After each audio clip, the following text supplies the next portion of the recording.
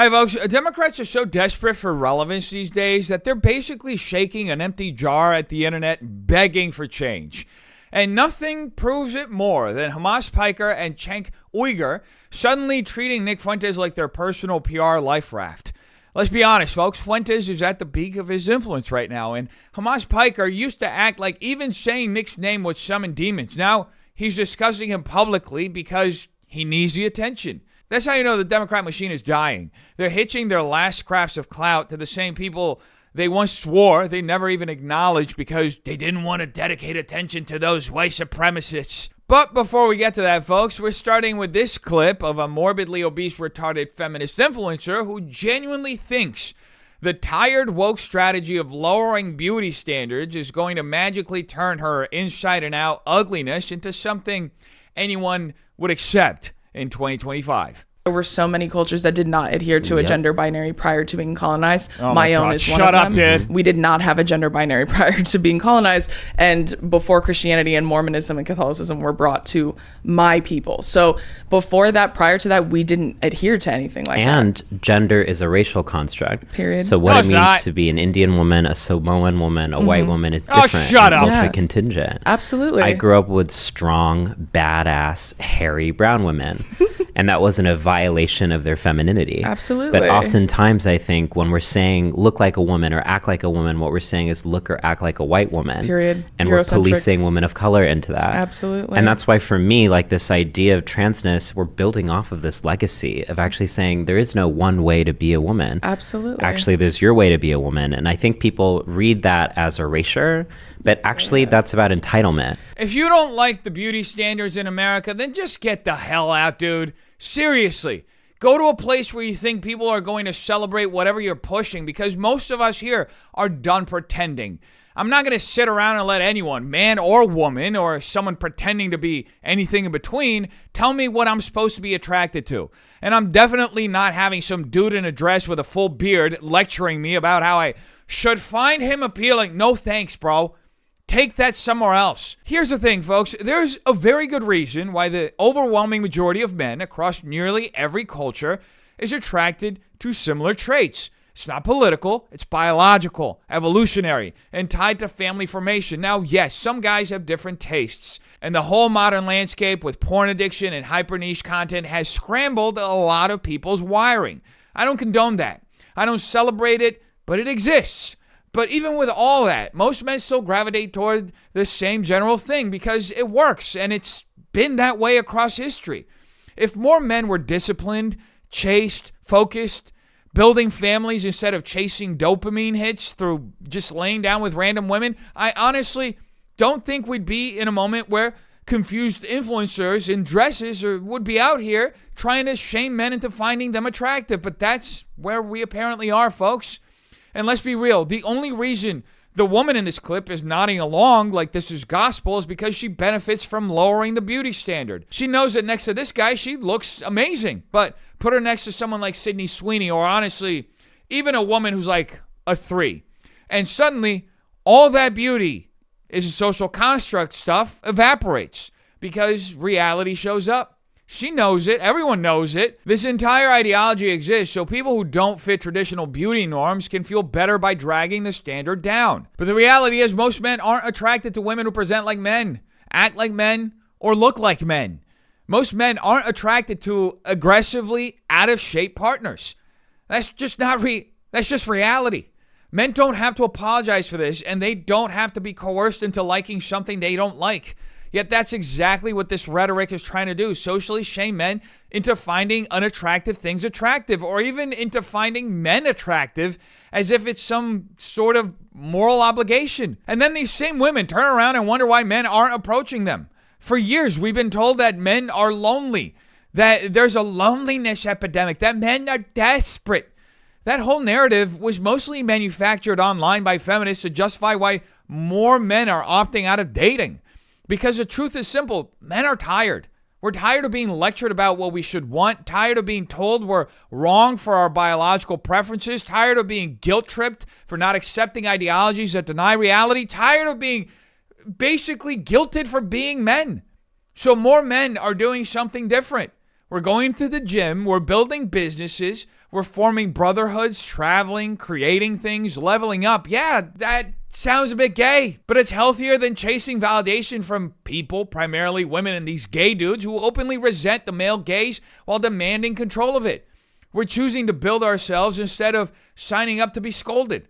And the worst part is this whole gender is whatever you feel conversation gets framed as some sort of empowerment. But listen to the rhetoric. It's not about inclusion. It's about entitlement. It's about telling men what they must find attractive. It's about telling women what femininity should be, or rather, what it must stop being, so that nobody ever feels inadequate. It's not liberation, it's enforced illusion. So what we're seeing in this video is a perfect snapshot of a cultural moment where identity politics replaces biology, feelings replace reality, and common sense gets thrown out the door in exchange for ideological conformity. That morbidly obese chick is indulging this dude because she benefits from it. He pushes this garbage because it gives him some sort of moral authority. And both of them pretend this is some grand cultural breakthrough when it's really just the latest example of collapsing standards dressed up as some form of retarded progress. Look, until we stop pretending that personal insecurity is a political movement, this is what we're going to be stuck with. And needless to say that I don't think any common sense person is looking at this and thinking, oh yeah, I'm buying into that. But, you know, retards are going to retard. That's why Rosie O'Donnell is now out here complaining about the fact that she had to move abroad because of, big bad Trump. I hope you do continue to speak out. I mean, I know that you probably have some mixed feelings about the whole thing, but well, you know what? I have to tell you, I'll tell you the truth. My daughter is now saying, damn him, damn Trump, and smashing her hand on the table. And I said, wow, honey, what are you thinking? And she said, he made us move in order for No, he didn't. Safety. And it's now he's destroying the country. Listen, wow. She lives here. She hears what I'm saying to you. Yeah. Not that I go around speaking like this every day if it's not an interview, but yeah, right. I think to myself, you don't want to give this to her, whatever this thing is. Well, to Rosie's credit, at least she admits she's passing something unhealthy down to her family members, because whatever she's dealing with emotionally has clearly rubbed off on her daughter, that being TDS, Trump Derangement Syndrome. And at this point, it doesn't even look like it's political anxiety. It's just purely hereditary. When your kid is literally slamming her hand on a table and shouting about Trump making us move, that's not a civic opinion. That's a learned panic response. And here's the truth that Rosie is dancing around. Nobody made them move, okay? They chose to leave the country. Plenty of LGBT people, entertainers, and outspoken critics of the right still live in the United States without fleeing abroad. This was a political statement disguised as self-preservation, and now her daughter has internalized the same worldview as if it were a survival strategy instead of just a lifestyle choice. And that's the bigger issue here, folks. This is how a whole generation is being conditioned to see politics as existential doom. It's not about Trump specifically. It's about a culture where fear becomes the family heirloom and where political narratives are taught to children like folklore. That's how we end up with households convinced they're refugees in their own country, even when they choose to exit the country themselves. But it wouldn't be the retard segment of the day without making a stop by Jasmine Crockett and seeing just how low IQ she's gotten. And wow, we're at the bottom of the barrel, folks, just scraping it out. Let me tell you something. I am here because this is truly life or death. Oh, is it? We have an administration that is not only killing people, but is a dream killer right now. Liar! That is not the best of America. We are here because we care. I know so many people are frustrated and don't believe in politicians. But let me tell you that it takes real courage in this moment to stand up. And that is why we stand with and behind your mayor, because she knows what it is to be under attack by this administration. Liar! We understand that to be elected nowadays isn't just about service. It literally is life or death if you decide that you want to do what is right. You guys are the ones killing people. Let me tell you, we are standing with your elected leaders because they are protecting the people from their own federal government that is dishing out death. And when I say that, I don't say it lightly. How? You are literally saying it like that. I say it because we have a record number of people that have passed away in ICE custody. How? Name one person. Not the best of America. I know someone promised that they would make America great. I am telling you that they are doing just the opposite. Bro, this is actually infuriating because Crockett isn't just stretching the truth. She's detonating a political grenade and pretending it's some form of compassion. She's out here falsely claiming that ICE is killing people literally days after 2 National Guardsmen were shot in D.C., one just passed away.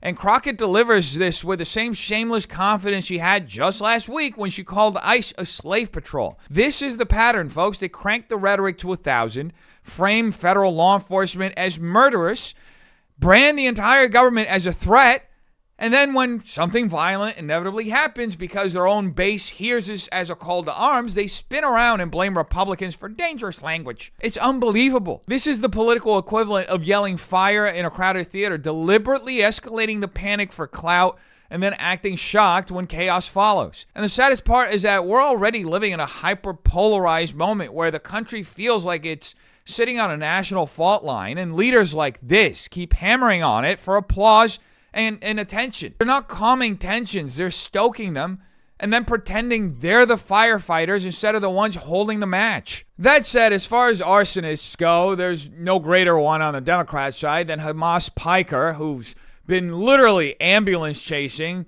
while setting all the fires and profiting from all of it tremendously.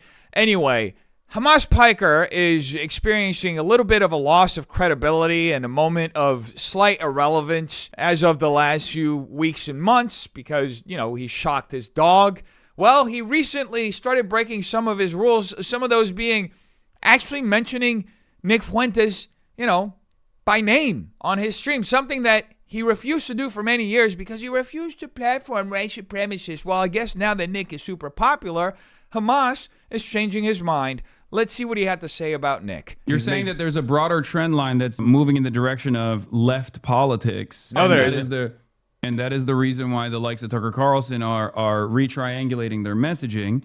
No, he's not. That is somewhat understandable, but I do think that ultimately, I don't necessarily care for Tucker Carlson personally or Nick Fuentes, but I do care about changing the mindset of their audiences because I find nobody's going to change their mindset because of you.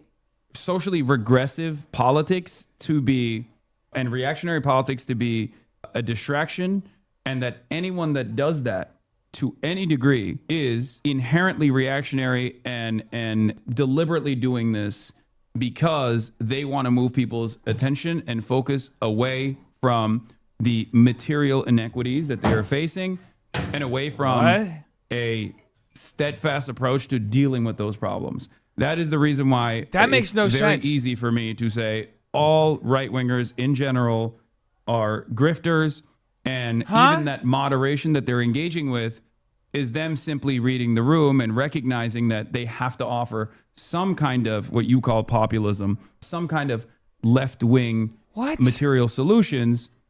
Let me say two things about Some of which do it because they want to maintain their popularity. Some of which do it because they have a higher Absolutely degree of priority for fomenting nationalistic sentiment, and they think this is the most effective way of doing it. I mean, Adolf Hitler was in charge of the National Socialist Party, right? Because at the time, they admit to it now. A very popular movement. At a time when liberalism was failing, just as it is now, fascist movements were presenting themselves as revolutionary movements or an alternative to socialism that wasn't as scary. In Mussolini's Italy, it was bringing about a synthesis, as he would call it, of socialist sentiment, but also protecting the petite bourgeoisie. Hasan does this thing where he strings together big ideological buzzwords and hopes nobody notices that none of it actually connects into a coherent analysis.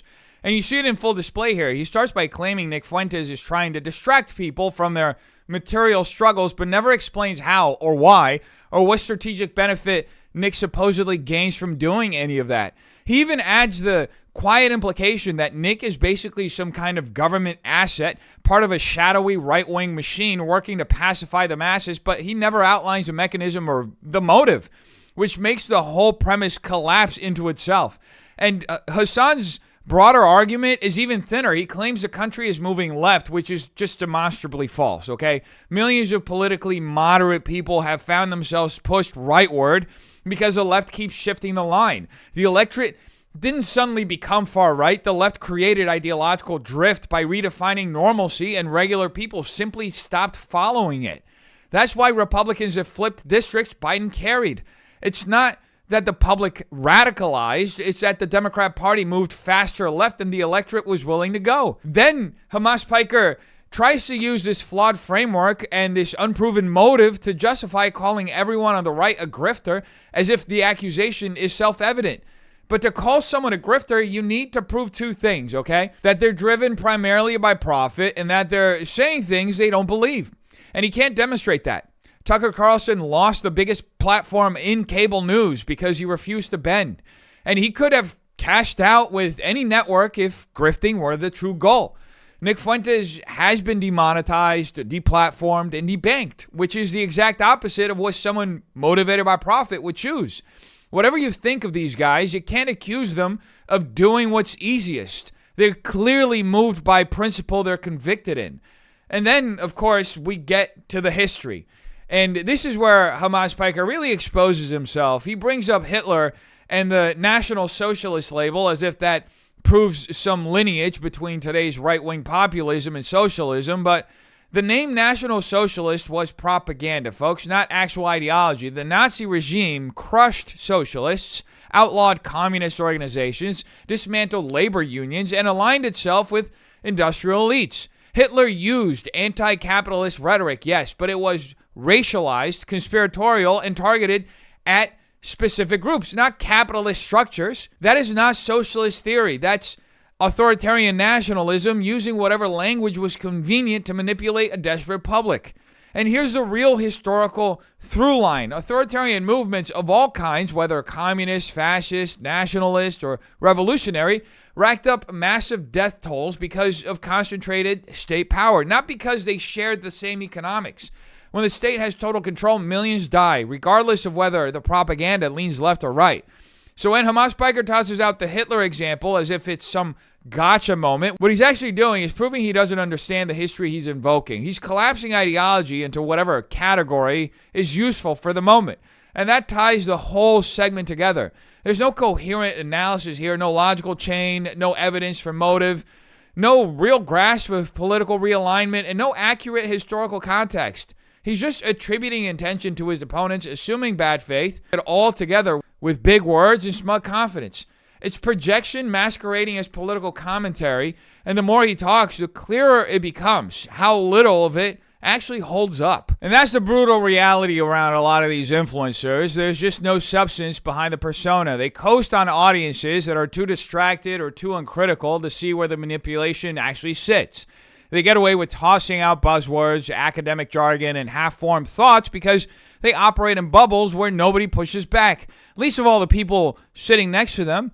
Watching this clip, you can see Cenk staring into the middle distance like he's wondering what cosmic mistake led him into a conversation where nothing adds up. And that's the wildest part, folks. This is the top political streamer on Twitch, Hasan Piker. This is what the platform rewards, not clarity, not insight, not analysis, just clippability, outrage, and the ability to perform confidence long enough to hold an audience that wants spectacle more than actual substance. That's the whole formula: packaging, aesthetic, and the right mix of controversy to keep the algorithm hungry. And at some point, you have to ask yourselves, folks, if this is what rises to the top, what does that say about the environment that created it? What does it say about the political literacy of the spaces shaping the next generation's worldview? And more importantly, how much of our public discourse is being warped by people who aren't even trying to engage honestly in the first place? That's the mind drain. That's the real danger. And if we don't start questioning these narratives at the source, we're leaving the direction of our culture in the hands of people who never cared where it was going in the first place. Anyway, you tell me what you think in the comments down below. Hope you have a terrific day. Peace.